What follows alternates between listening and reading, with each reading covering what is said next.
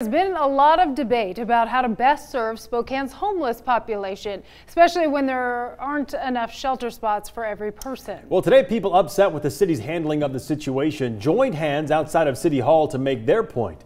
KREM 2's Shana Waldtower has more on what the demonstrators are asking for and what the city is saying. Well, it was a morning of conversation and discussion. What started out as a protest outside of City Hall turned into about an hour-long meeting with 30 people inside of this room talking about issues and challenges they want to see changes to in the immediate future.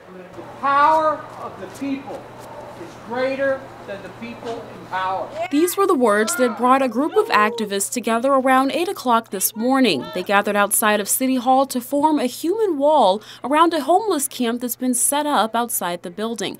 Several homeless people set up the camp to protest the No Sit Lie ordinance. After police showed up Saturday with notices telling them they had to leave, that's when the activists came. We're out here protecting the rights and the property of persons who are homeless, who have been camped out at City Hall for, well, 2 weeks now, today.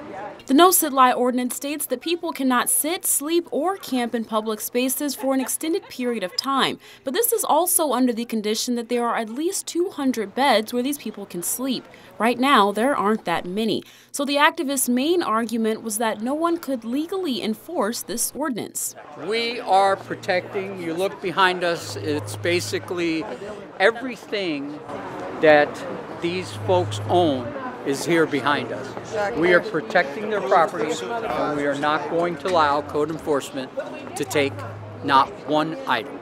A few hours later, the activists decided to go inside City Hall to speak directly with city representatives. Kelly Keenan with Community Housing and Human Services came down and met with them, and the group voiced their concerns on the ordinance and how the enforcement was handled. They also expressed some of the resources they're most in need of this winter, like tents, heaters, more bathrooms, and garbage cans. At the end of this meeting, Councilwoman Karen Stratton said she'd make some calls of her own to find out what's involved in helping the homeless access these items. So what happens next? Well, the city and activists agree that the No Sit Lie ordinance is currently suspended until 200 beds are available, and those staying outside of City Hall are allowed to stay there with their belongings. In City Hall, Shana Waldtower, KREM 2 News.